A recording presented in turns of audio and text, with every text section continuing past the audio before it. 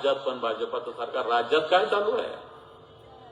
राज्यात कायदा सुव्यवस्था शिल्लक नाही. या बजाजनगरमध्ये महिन्याला एक मुर्दा पडतोय, एक खून रस्त्यावर पडतो.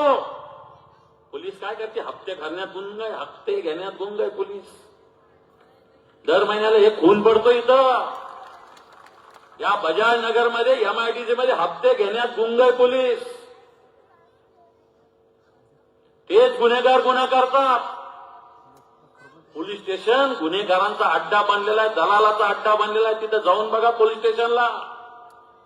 सत्ताधारीच्या पक्षाचे बगलबच्चे लोक नुसती दलाली करायला बसलेले या पोलीस स्टेशनमध्ये.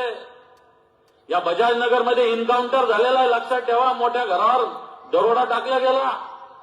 या वडगावमध्ये किती खून पडतात, किती दारूचे अड्डे चालू आहे, मटक्याचे जुगाराचे अड्डे जाऊन बघा. किती अंमली पदार्थ चालू आहे, ड्रग्ज किती विक्री चालू आहे या बजाजनगरमध्ये, त्या वडगावमध्ये, त्या गट नंबरमध्ये जाऊन बघा. गल्ल्या गल्ल्यात मटक्याचे अड्डे, गल्ल्या गल्ल्यामध्ये दारूचे अड्डे. प्रत्येक टीआय आला का त्याचा भाव वाढतो, 4 दिवस धाड टाकतो, भाव वाढून घेतो, संपलं. हे राज्यातली भारतीय जनता पार्टी करते. त्यांना बोलावतं आम्हाला वरपर्यंत द्यावे लागतात सांगतात. म्हणून या राज्यात कायदा सुव्यवस्था शिल्लक नाही, माता भगिनींची सुरक्षितता शिल्लक नाही. आणि म्हणून काय गोष्टी करता तुम्ही? देशात भाजप आणि राज्यात भाजप. मुर्दे पाडण्यासाठी भाजप आणायचा, महागाई वाढवण्यासाठी भारतीय जनता पार्टी आणायची. या देशात पाकिस्तानला आणि चायनाला घुसून घेण्यासाठी भारतीय जनता पार्टी ठेवायची. म्हणून या सगळ्या लोकांना उत्तर दिलं पाहिजे. आज ही निवडणूक भले आपल्या जिल्हा परिषदेची असेल, पंचायत समितीची असेल, समोरचे लोक जर देशाचं आणि राज्याचं बोलत असेल तर या राज्यावर आज 9,70,000 कोटीचं कर्ज आहे. प्रत्येक माणूस, मुलगा जन्मला, लहान बाळ जन्मला का त्याच्या डोक्यावर 67,000 रुपयाचं कर्ज आहे या महाराष्ट्रात. 67,000 रुपयाचं कर्ज प्रत्येक व्यक्तीच्या डोक्यावर आहे. आपल्याला माहिती नाहीये. आणि म्हणून तुमचं सरकार आहे ना, त्या राज्याच्या डोक्यावर 9.5 लाख कोटीचं कर्ज भारतीय जनता पार्टीने निर्माण केलेलं आहे. आणि बाकी मग शिंदे गट तर नुसते जी जी म्हणायला आहे, बाकी काय यांना थोडं बहुत खायला भेटलं तरी झालं का? पण भारतीय जनता पार्टी देश लुटते आत्ताच्या घडीला. आणि म्हणून बांगनगरचा कचऱ्याचा प्रश्न मी त्या दिवशी एक मुद्दा मांडला की महानगरपालिकेच्या प्रचाराच्या निमित्तानं मी काही लोकांच्या भेटी संभाजीनगरात घेत होतो. एका उद्योगपतीच्या घरी गेलो होतो. त्यांनी मला सांगितलं की मी 8 दिवसापूर्वी एक फॉरेनचे काही इन्व्हेस्टर्स आले होते मोठ्या मोठ्या कंपनीचे. त्यांना मी या सगळ्या एमआयडीसी मध्ये घेऊन यायला निघालो. तर ज्या रस्त्याने चाललो होतो, रस्त्याने बाजूला मोठा कचऱ्याचा ढीग होता. आणि मी माझ्या गाडीच्या काचा वर केल्या. ब्लॅक काचा होत्या, काळ्या काचा होत्या की याला कचरा दिसू नये म्हणून. कारण अशा पद्धतीनं कचरा दिसला तर फॉरेन इन्व्हेस्टर इथं येणार नाही. अशा प्रकारची घटना सांगितली मी. अनिल भैयाला इमिजिएट फोन केला. हा काय प्रकार आहे?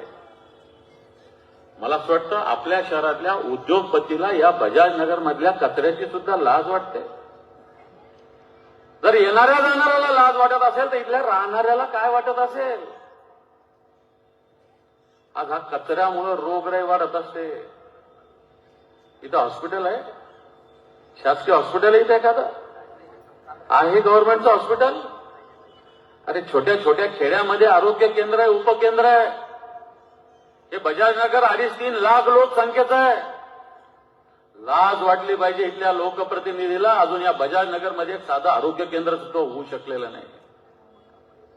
आरोग्य केंद्र व्हायला पाहिजे होतं या ठिकाणी. 50 बेडचं, 100 बेडचं, 200 बेडचं हॉस्पिटल व्हायला पाहिजे होतं. छोट्या छोट्या गोष्टीला तुम्हाला संभाजीनगरात जावं लागतं. बजाजनगरमध्ये आता छोटे छोटे हॉस्पिटल आहेत, पण संभाजीनगरमध्ये जावं लागतं. एवढी मोठी 2.5-3 लाख. मी अनेक इंडस्ट्रियल एरियात गेलो, बोईसरला गेलो, भिंगारला गेलो, ओझरला गेलो. या सगळ्या ठिकाणच्या एमआयडीसी बघितल्या तर या ठिकाणी चांगले हॉस्पिटल्स होते, पण तो आपल्या बजाजनगरमध्ये हॉस्पिटल होऊ शकलं नाही. हरभऱ्याची डाळ 80 रुपये झालेली आहे. खरंय की खोटे भाव? सोन्या चांदी कोण आला?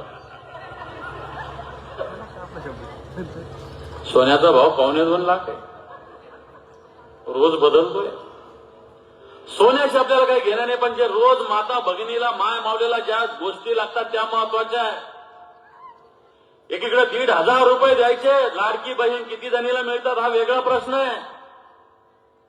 एकीकडे एका सिलेंडरमध्ये 650-700 रुपये जास्त घ्यायचे.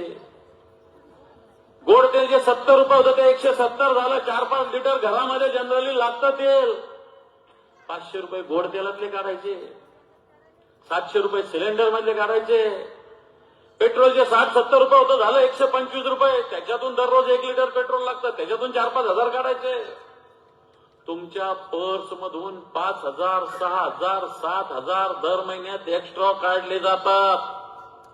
तुमचा साधा मोबाईल रिचार्ज 60, 70, 80 रुपयाला होता, आता 200 रुपये 349 कधी झाला तुम्हालाच कळाला नाही. नाही बोललं तरी 350 रुपये द्यावं लागतं. तुमच्या घरातला आता ते टीव्हीला लावता तो कोणता सेट टॉप बॉक्स 100 रुपयाला होता, तो आता 1000 रुपयापर्यंत गेलेला आहे. म्हणून देशात राज्य मोदीचं आणि राज्यात राज्य मोदीचं, भाजपचं, म्हणून बजाजनगरमध्ये आणा, त्याची महागाई वाढवायला आणा, 180 रुपये तेल घ्यायला आणा. या देशात चीनचे लोक घुसतायत, राहुल गांधी बोलतायत, त्याला बोलू देत नाही, त्याच्यासाठी आणा. देशात राज्य भाजपचं, त्याच्यासाठी आणा. अतिरेकी रोज हल्ला करतात, पहलगाम मध्ये हल्ला करतात, त्याच्यासाठी आणा. डॉलरचा भाव आणि रुपयाचा भाव, रुपयाचं अवमूल्यन होतं, त्याच्यासाठी भारतीय जनता पार्टीचं राज्य आणा. म्हणून हे जे केंद्रात पण भाजपचं सरकार, राज्यात पण भाजपाचं सरकार, राज्यात काय चालू आहे? राज्यात कायदा सुव्यवस्था शिल्लक नाही.